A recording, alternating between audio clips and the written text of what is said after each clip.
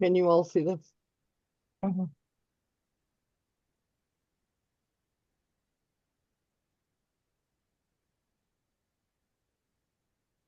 So, next slide, please. So, in 1966, I was in a nursery school called Spuyten Duyvil, and first and foremost, I would like to thank my parents, Barbara and Stanley, for bringing me into this world, for without them, I would not have existed. In my nursery school class at the age of 4, my nursery school teacher, Ruth Rea Howell, for who the New York Botanical Gardens Children's Garden is named after, wrote a book called Everything Changes. And it depicted the four seasons of nature. And we were building a bird feeder and we lost the slideshow. I'm sorry. It's okay. I'm not going to be able to click on letting people in. Somebody else has to do that. So we built a bird feeder out of two pie tins and a tomato juice can. And from this book called Everything Changes, one of my books was launched. The impetus of having the impetus of my book came from having owning the copy of my book. My mom bought it for my grandparents, and my grandparents gave it back to my mom, and then my mom gave it to me. And during the pandemic, I found the book. And when I was furloughed from work, I said, what can I do to pass the time? And cleaning my basement was one option. But if I had cleaned my basement, this book and my subsequent second book never would have taken place. Next.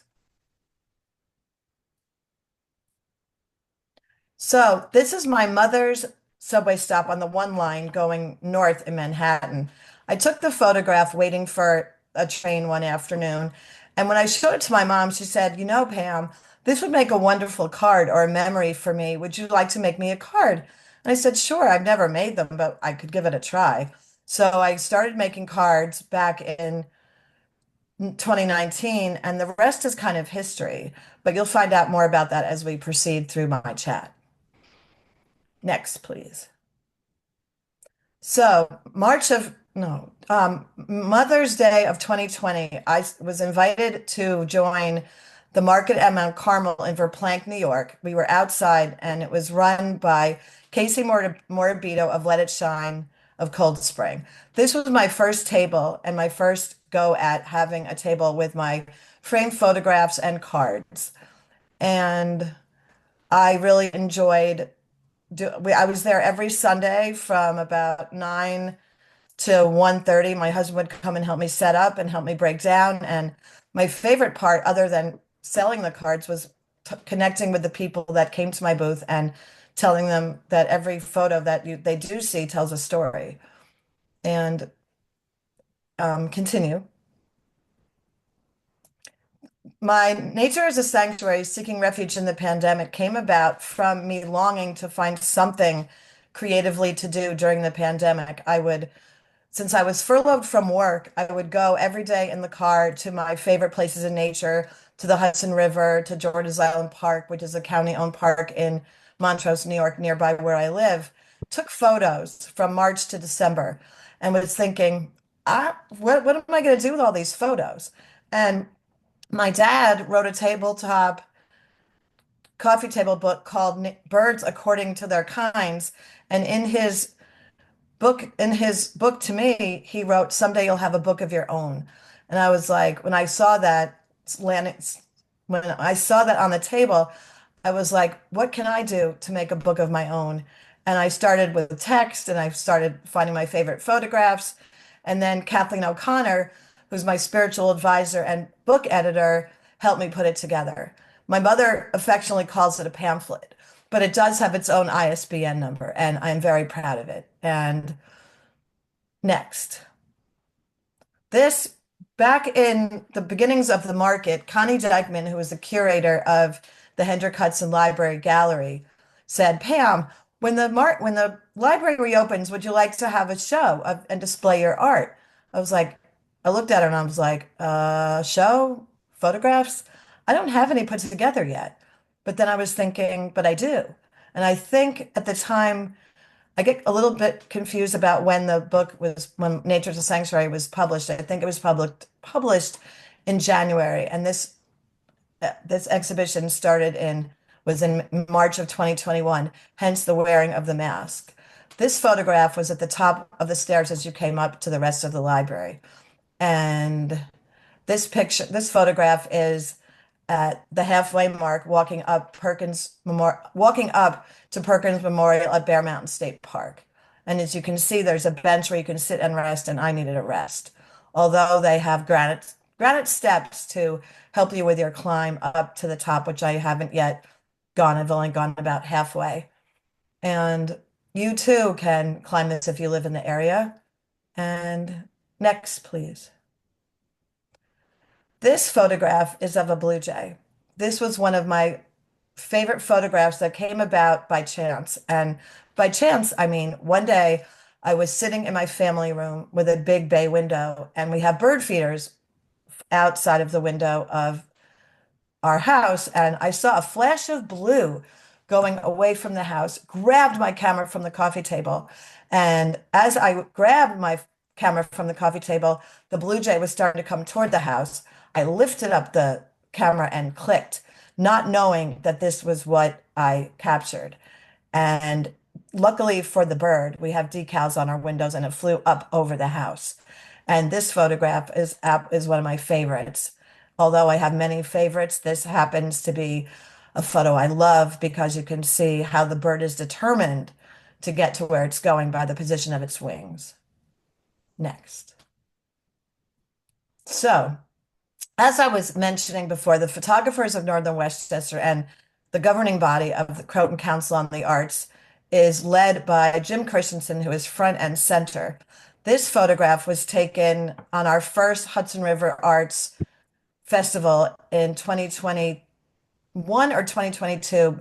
Previously, they were outside. Then the pandemic hit, and we had our first Hudson River Arts on Zoom back in 2020. Yoshimi Arai, if you know the book, If You Give a Mouse a Cookie, well, Yoshimi Arai, a good friend of mine to the left of Jim Christensen, introduced me to Jim, who I've known for 4 years, who is an incredible human, a mentor, helps me with my Zooms all the time when I'm trying to create something to show for people, and was the creator of the power of our photography. We have a group called the Photographers of Northern Westchester, which you too can join with it if you email me at the end of the talk, and I can tell you how you too can get involved. It's a group that meets on Zoom the second Wednesday of the month at 7:30, and Jim gives us wonderful assignments, as you saw in the power of our photography. And this was my favorite part is meeting people and speaking with people. And Jim is just an all-around fabulous human being who does things for me with not asking for any money. He's just very humble at what he does. And next. This bird, if anybody knows, it is the New York State American bluebird, Eastern bluebird, sorry. And it was standing on a backstop post at George's Island Park, which is one of my favorite parks to go to. And it was another one of those shots where, hey, I see you from afar because I was using a lens of 70 to 210 and I shot the photo. And if you look closely, this bird I've entitled bird with attitude because of the way that it's standing and its wings are tucked in and the eyes are just beating down and saying, "Go away, I don't want you to take my picture." That's how I felt. I feel emotions very strongly in my photographs. Next.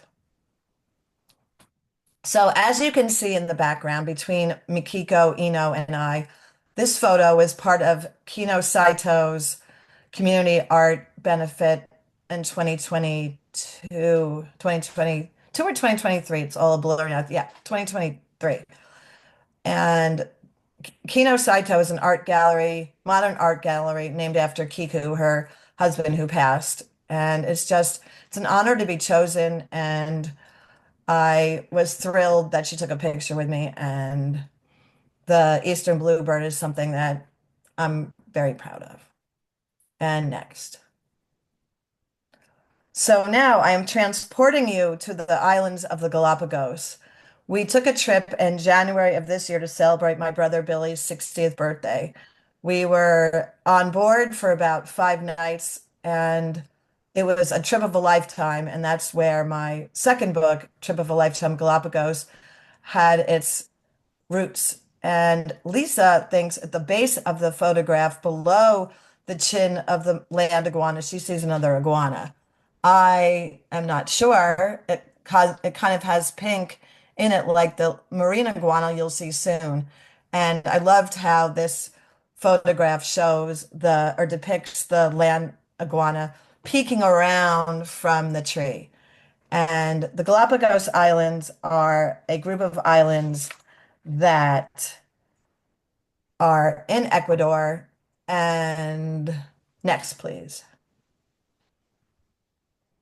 These two sea lions are we think they were brothers, but we're not sure. But we know for a fact that they're males because on the sea lion on the right, you can see a small hump starting to form on the left side of its head. And in at age 4, they become sexually mature. And it's another photo where I just find them loving and I get very emotional when I look at photos that I've taken. There's something about being close to your subjects that always hits home for me. And Sally Lightfoot Crab is a crab like no other. She dances, she was donned Sally Lightfoot because when she goes up on her claws, she scooches around on the tips of her claws, and she also eats the parasites off of marine iguanas. And in the next photo you see next is a marine iguana who can hold their breath up to 30 minutes underwater. And there is a crab to the right behind this marine iguana. There's two of them. Oh no, one is a leg of one, and the other photo is closer to the middle bottom of the photo is another crab. Very prehistoric looking. And just look at those claws. Next. Galapagos Trip of a Lifetime is a book that, while I was on our trip, never really thought to write. I always had it in the back of my mind, but didn't think that it would ever happen. And while we were on the trip, I took photos, and there was a Wi-Fi router, which in the book you'll see a photo of. I didn't add it to this slideshow, but I was present with family on the trip. And I recently learned that there's a difference between a trip and a vacation. And I definitely needed a vacation from this trip. And